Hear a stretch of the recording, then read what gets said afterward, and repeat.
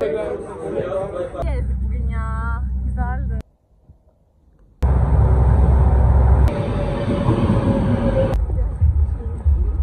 Bas bak. Bardağın yarısı o. Bas. Sen iki tarafa yapmadın mı?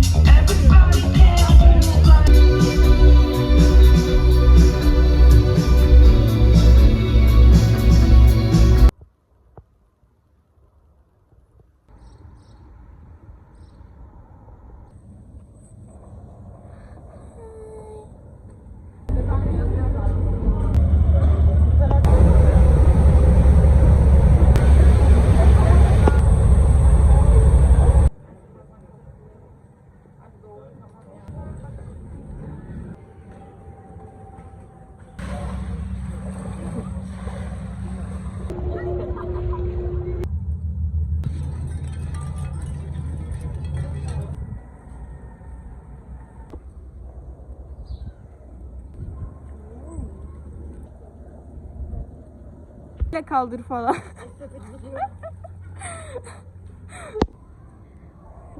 They left me here.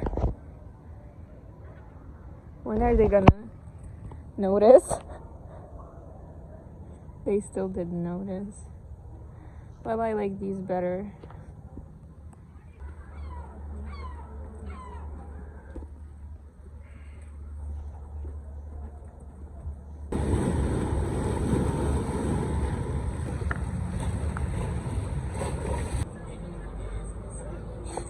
Rengi bu arada olay. Evet.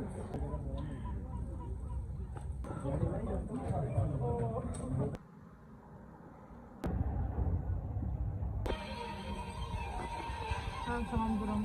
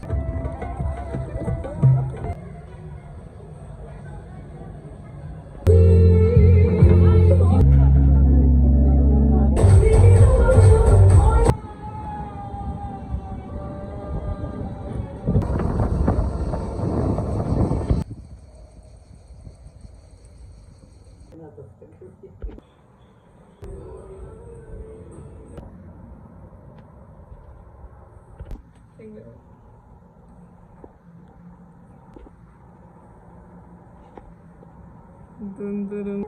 Emoji. Bom bom. Yes, it's been so long.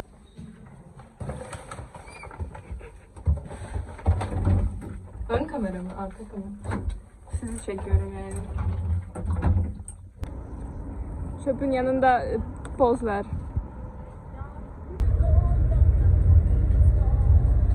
Ben dışlanıyorum burada.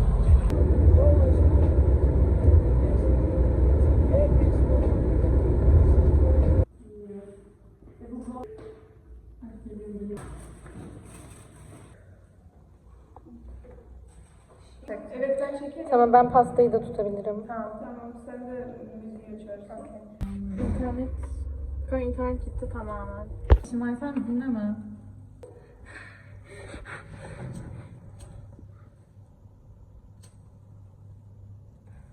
Tamam. Kutlu olsun Şimay.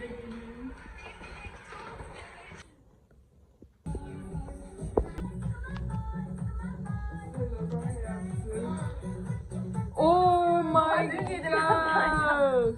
Bro, queen!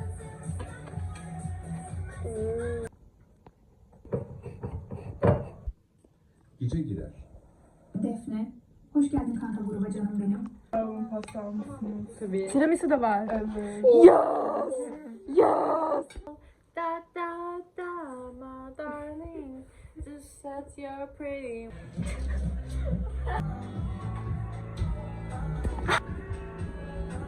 Uf.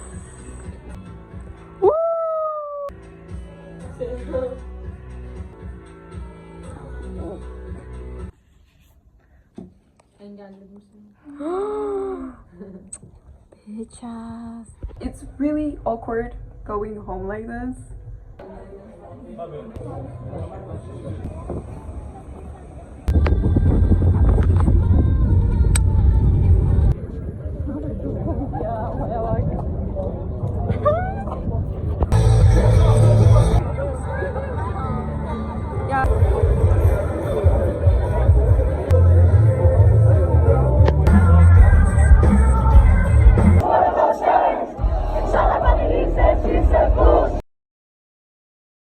So, I wanted to talk about the books that I read this summer, but there's just not a lot.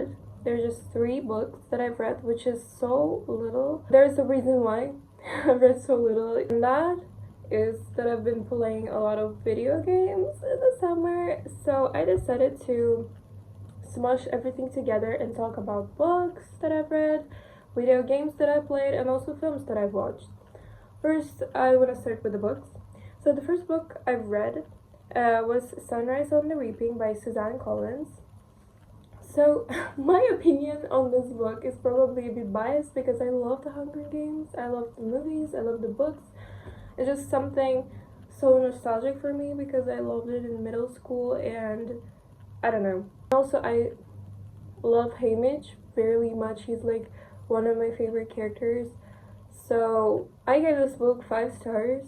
And it's also not just because I'm biased, you know what I mean? It's just a good book in my opinion. It's a great insight into Haymitch's past, his traumas, and yeah, the writing was great, the foreshadowing, honestly, the way she connected the original Hunger Games books with this one is just so seamless, you know? It's like the author has been planning this all along. So for me, that was a great book, and yeah, I cried for sure. And you know, I don't know if it's the same for you, but when a book makes me cry, I immediately up it for at least 1 star, you know what I mean? Because it's hard to just use words to make someone cry. That's all I can say about it. Honestly, that's all I can say about it. I recommend it to everyone. Of course, you should read the Hunger Games trilogy first if you decide, because it hits harder when you do. But honestly, you don't really have to, I guess. Like, if you just want to read this one, you can also do it.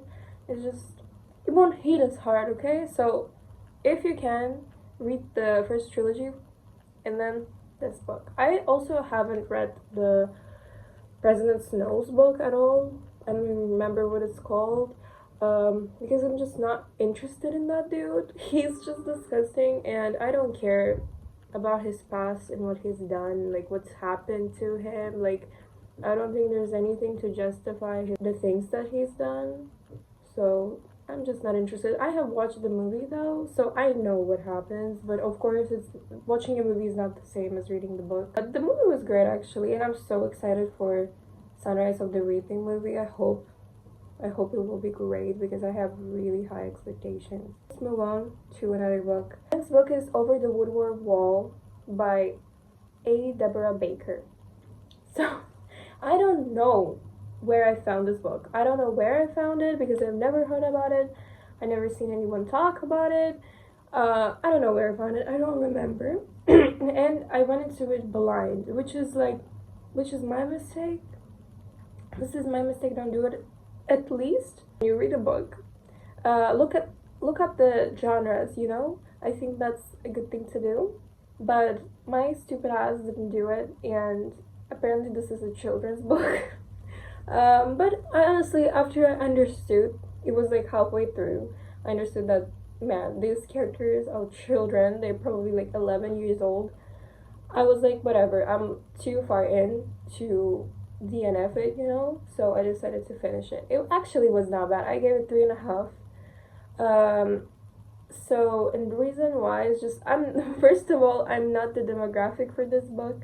It was not written for me.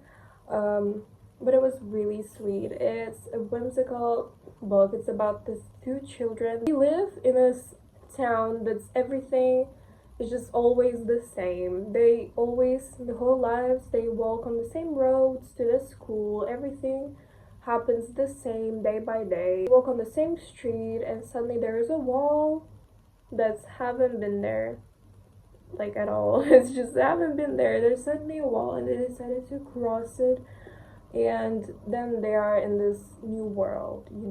So basically, this book is kind of Alice in Wonderland type of thing, but this time they don't fall into a hole, they climb the wall. But it was not bad. It was really sweet. It was really nice. I liked it a lot. It was really funny finding out that they're children, because like they've been talking to an owl, right? And then owl has been calling them children, right? And I've been like, okay, this owl, he's probably like hundreds years old, right? Probably like a 50-year-old is a child for it. But no, apparently they are actually children. Would I recommend this book? Yeah, if you're like in middle school. If I read it in middle school, I would have loved it. It's actually a series also, so there are a lot of books, but I won't be reading it. The other ones, it's just not for me anymore. I'm too old for this. It was short also. It's like, I don't know how long it is, but it's probably like 200 pages or so. So yeah, that was a sweet pass of time, though I could have picked something better. And I always do these mistakes, as I just go into books blind. Like, it's okay to go into movies blind, which I also do, because a movie is just 2 hours max, and if it's bad, if it's not something for you, it's really quick, you know what I mean? But a book is probably like the shortest. Even if it's like 150 pages, it's still like 3 hours of reading, right? Depends, if you're doing it in one sitting. I don't usually read in one sitting because I just don't have the time. Sometimes I do when the book is just great. It just sucks me in. It happens with rom-coms, because if you read rom-coms, then you know that they don't need a lot of IQ to consume, you don't need to think. They're just flow, and you just read them and finish them like in 2 days or so. Depends on their length, but usually it's like 2 or 3 days. So the last book that I'm going to talk about today is Great Big Beautiful Life by Emily Henry. So this is not my favorite Emily Henry book, that's for sure. I gave it 3.75, which is still nice, It's more than I've given People We Meet on Vacation. I don't like People We Meet on Vacation, which is just a rare opinion. A lot of people just love it, they're obsessed with it, and they don't like the books that I like. But that's the fun in reading, and having a lot of different opinions, talking about it, which is actually like why I'm filming all of this, because not all of my friends read books at all, or if they do, they don't read the same books that I do. So I just want to have a place to, just tell everything. I'd love to make a reading of all Emily Henry books that I've read, but it's just, the thing is, first time I've read some of her books, so it has been like 3 years ago or 4 years ago. It has been a lot of time ago, and I honestly don't remember much. I don't remember, I remember the basic plot, but I don't remember why I gave them the rating that I gave them, I I don't remember, so I actually can't really rate them right now. I just can't, because I forget. If you read a lot of rom-coms, then sometimes they just blend together, and I really cannot tell you which one is which. But basically, this one is kind of like 7 Husbands of Evelyn Hugo, I guess you can say that. Alice, she's a journalist, and she's trying to find a new story to write about, right? She works for a nice job, she has a stable job, but it's not enough, you know. She wants to do something big. She wants to prove to her mom that the job that she picked is not worthless. She wants to show her worth. She wants to prove that she's actually great at it. And so there comes this opportunity to do so. The opportunity is this lady, Margaret Ives, I guess that's how it's pronounced, I don't know. Basically this woman she's like the last person left alive in this huge, crazy, gossipy, rich ass family. Everyone wants to find out about this family, you know. They have a lot of secrets, they have a lot of stuff that's going on. So Alice, she finds Margaret. So Margaret has been like in hiding, you know, because of all these secrets. Alice somehow, with her journalism skills, finds Margaret right on this little island, and she texts her, and Margaret invites her for an interview. And if she nails this interview, Alice will be writing a biography about Margaret, right? Which is like the best thing you can do as a journalist or a writer, you know, because this is like huge. Everyone wants to know what happened in Margaret's life and her like basically ancestors' lives, you know, because they're juicy apparently. When she goes there, she does the interview. It goes good, but when she's at the door to go out, she sees another person, and apparently this other dude also has an interview. Before, Alice thought that there was no competition. She would just do this interview, probably get it, and would live her best life, right? But no, there's this dude, his name is Hayden, and he also wants to write this book. This is like the short premise of it, right? This book varies in chapters from Hayden's point of view, Alice's point of view, and also the story of Margaret. The biggest problem I've seen that people have with this book is that there is not much romance in it. It's really weird for me. I can't understand where they're coming from, because there's just a lot of romance between, you know, our main characters, and also, you know, Margaret and her spouse, which I'm not gonna go into. If we are going to compare this book to other Emily Henry's books, yes, there is less romance, because there's like the two stories in this one. Usually it's just one. For me, there was quite enough, and I really loved our characters.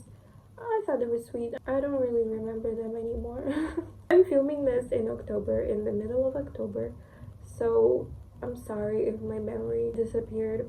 I'm trying to remember as much as I can, okay? Just please bear with me. I think the not enough romance thing is just not true. The other problem that I have about it is just basically they promised us Margaret Ives' life and family's basically story is gonna be really juicy and all of that, and for me it wasn't juicy enough. I expected something crazy. Maybe that's my fault for having such crazy expectations, but I expected something more. I read so many books already, so that I don't know, for me her life wasn't as exciting as I thought it would be, as it was promised to me, honestly. It was annoying when like I'm reading about Alice and Hayden, you know, but their lives, and suddenly there is a new chapter. The next chapter is about Margaret. Or sometimes when I'm reading about Margaret's life, and I'm like excited, I want to find out what's going to be next, and I'm turning the page, and the next chapter is just from Alice's point of view. They kind of interrupted each other, and it just didn't work. 375 is still good, you know. My ratings for rom-coms, I don't really think about them too much, you know, because it's a rom-com. Like, I want you to have a good time, not be bored, the characters to be at least a little bit likable, you know, and have at least a little bit of plot, you know. That's all I want. This is not some high fantasy book or like a mystery where I need crazy plot twists to make me satisfied. This is just a rom-com. And did I get what I wanted? Yes. So let's move on. Okay, let's move on to the movies. I will just be talking about a few movies that kind of stood out to me the most from the ones that I watched this summer, like basically the favorites. But if you would like, I could sometime talk about the worst movies that I watched, and there are definitely more of those. Anyway, so this summer we've been with my friends, we've been on the James Spader kick. I'm basically just gonna put them all together. The Secretary, Crash, and Sex Lies and Videotape. So these are the ones. Secretary is 4.5 and the other two are 4 stars. I loved all of these movies. James Spader is incredible and his whole fucking filmography is just full of freaky movies. So if you're into central freaky movies, watch these ones. I think I don't need to talk about The Secretary, you know, everyone knows about it, it's really popular. It's just basically this girl who becomes the secretary of this dude, and then they start to have this relationship, freaky ass relationship, and it's just so sweet. I love this. Again, I went into it blind, like I knew it was freaky, but that's all I knew, and I didn't know that it would be sweet, that it would be kind of rom-commy, and that the ending would be so nice. It really made me happy, and that's all I want. Crash is really weird. It's not a movie that I've seen before. It's not something that is repetitive. You know what I mean? I don't think it is a movie that's like that at all. It's basically about these people. They get into a car crash, and then after they do, they kind of discover something new about themselves. Is that they get turned on by car crashes. I think from the premise you can understand that it's like, it's gonna be a ride, right? And it was funny to watch it with my friends. So if you can, watch it with someone, but someone that you trust, you know, someone that's not like your family. Please don't watch it with your family. It was a vibe. And Sex Lies and Videotape was not as freaky as the other two. It was more emotional. Vibe was more of an indie film, you know what I mean, the way it was filmed. This woman and her husband invites another dude to live in their home a bit, or does he? I don't remember. I already don't remember, but he basically was his friend, right? And this friend is James Spader, right? So they kind of connect with this woman, with our main character. They connect with James Spader, and James Spader, he has some things. He films people talking about their sex lives, right? So that's why there's Videotape in the title. Lies, because this husband, well, should I tell you? I think I shouldn't. I will not tell you, but basically it's really sweet, and like, it's not sweet, man. It's really, this is full of drama. This movie has a lot of drama. It's not sweet. We're gonna rage a little bit because we did with my friends. It was a scene that has been so incredible. I think the people who have watched it, they know what scene I'm talking about. First half of the movie, we were watching it, we just kept talking and making jokes with my friend, right? But when that scene came on, silence. We were silenced. We just watched it like this because we've been just mesmerized. Okay, the other one that I liked is Happening. Give it 4.5. It's basically a movie. It's a French movie. I think it was in French. It's about this girl. It happens in like 1960s, I think. She gets pregnant, and it's about her journey of abortion. Now, abortion at that time in France is illegal. She wants to study. She studies literature. She has a whole future ahead of her, and then this thing just happens, and no one wants to help her. I couldn't breathe when I was watching it. It's really stressful what women go through, and it's just crazy that this movie is based in 1960s, right? And it's 2025 right now, and there are women that go through the same thing right now. It's been over 60 years. It says a lot about our society. So just watch it. Honestly, watch it, please. It's a great movie. I cried. And as I already said, something makes me cry is great. I don't cry a lot, and here I did. So the other movie is Together. It's a body horror movie. So if you're not interested in stuff like that, then don't watch it. It's gross sometimes. I love body horror. Here, it was really creative. I liked it. If it grosses me out, then they did a good job. Because I don't get grossed out easily by horror, basically. But here I haven't. Yeah, it was kind of weird. And it was also sweet, you know, because it's a rom-com. Also, kinda. I love when there are love stories hidden into movies of other genres. So this is about this couple, and they move to a little like, I guess they moved from New York, so from a big city they moved to a little town. The girl from the couple, she is a teacher, you know, and she gets this new job, and so she moves there, right? The dude, I don't know, he's jobless, I guess. I don't know, something happened. I don't remember what happened. But for some reason, he's like, mental health is not really good, and he just doesn't do anything. He's like kind of a musician, you know? So he doesn't bring money into the household. They love each other, but something is missing from their relationship. And one time they go into this hike, I guess, in their new town, and they fall into this cave, and then after that something starts to happen, and you just need to watch it. I'm telling you right now that it's gross sometimes, and if you don't like that type of stuff, don't watch it. But if you are into, then watch it. I want to talk about the games that I played. Mostly I played Stardew Valley. I got into Stardew Valley and it literally sucked me in like a wormhole. I'm telling you, I've been playing it for days straight without doing anything. I would wake up, play Stardew Valley, and then go to sleep. I don't know what happened to me. I love cozy games like this. The first few hours of playing, I've been like, dude, this is so overrated. Like, what do people like about this? Because if you know, you know, when you first download Stardew Valley, you're so confused. You're so confused because there's so much stuff to do and you don't know what to do. Once you kind of get used to it, man, it sucks you in. I would recommend it to literally everyone. Play it. Another game I've played has been Road 76. I think it's 76. It's basically this indie game. It's really short. I finished it in 2 days, and it's incredible. Let me read you the premise from Steam. Hitchhike your way to freedom in this crazy, procedurally generated road trip. No one's road is the same.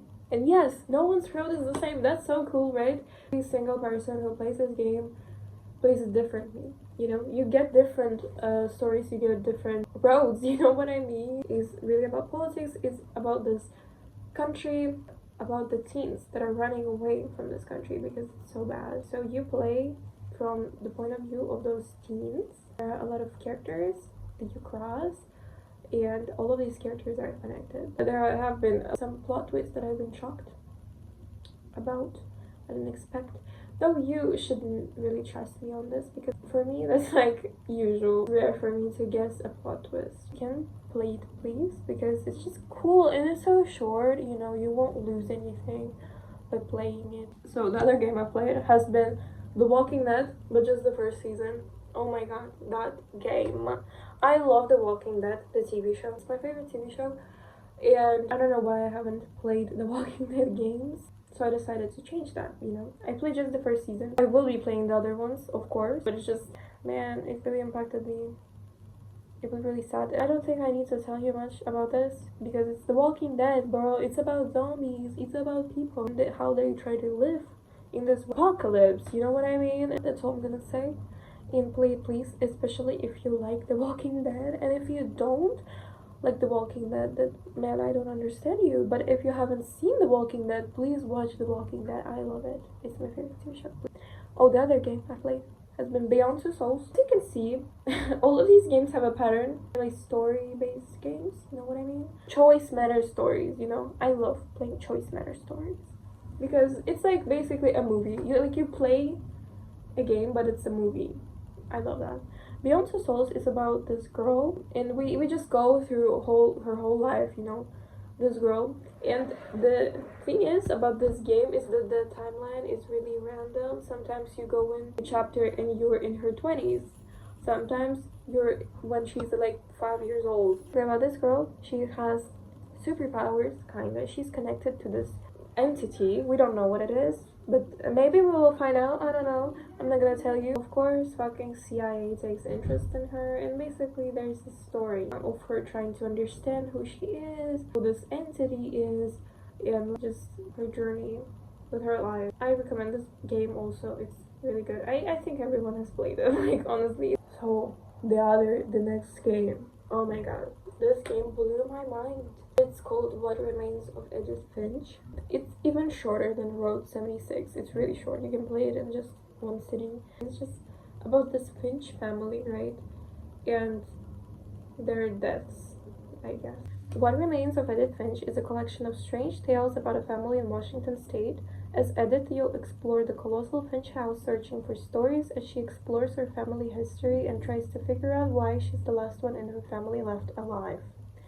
And as a person who's like into art, this has been incredible.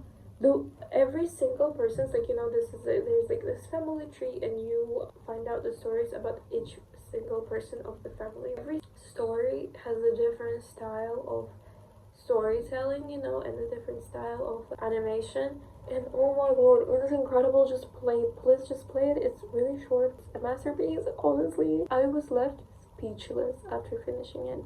So that's all for me for today. I hope my blabbering made sense. It's my first time talking on the camera, so I feel really weird, but I'll get better in time, I hope. And yeah, thank you.